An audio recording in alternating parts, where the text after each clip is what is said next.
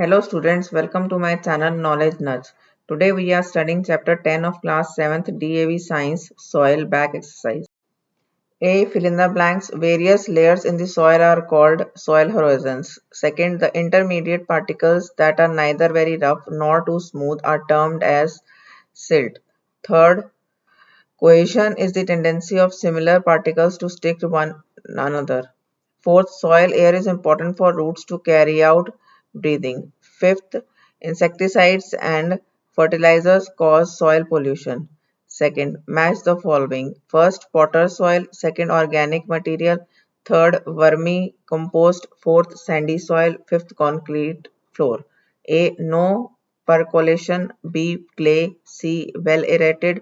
D. Humus. E. Earthworms. Answer first B, second D, third E, fourth C, fifth A. Take the correct options. First organic acid, second bedrock, third earthworm, fourth clayey soil, fifth sandy loam. D. Answer the following questions in brief. Question first. State the meaning of the term soil. Answer. Soil is the naturally occurring loose covering of broken rock, particles and decaying organic matter on the surface of the earth.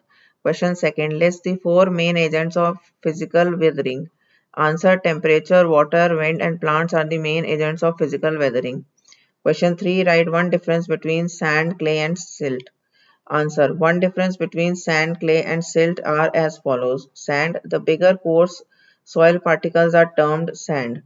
Clay, the smaller particles that are smooth are termed clay. Silt, the intermediate particles that are neither very rough nor too smooth are termed silt. Question 4. Name the types of soil classified on the basis of soil texture. Answer. On the basis of soil texture, soils is classified into three categories: sandy soil, clayey soil and loamy soil. Question 5th. Give the meaning of the term cohesion. Answer. The tendency of similar particles to stick to one another. Question 6th. List any three causes of soil pollution. Answer. The three causes of soil pollution are: first, the use of chemical pesticides; second, excessive use of fertilizers; third, oil and fuel dumping. E. Answer the following questions. Question first. Classify and explain the categories of soil on the basis of texture of the soil. Answer. On the basis of soil texture, soil is classified into three categories: sandy soil, clayey soil, and loamy soil. First, sandy soils. Sandy soils have soil particles that are bigger in size. The large spaces between them are filled with air. They are therefore said to be well aerated. Such soils cannot retain water, as water can drain out quickly through the spaces between the sand particles. Sandy soil needs more frequent irrigation for successful crop growth.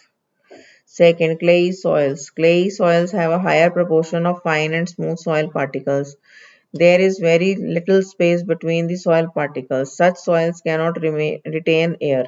However, clayey soils can retain more water into sandy soil. This high water holding capacity can cause problems like waterlogging in the fields.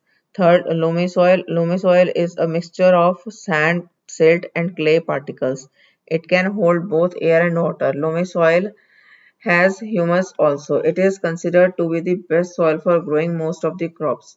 Question second. Differentiate between infiltration rate and percolation rate. Answer. Infiltration rate, the rate at which water enters the soil, is called infiltration rate.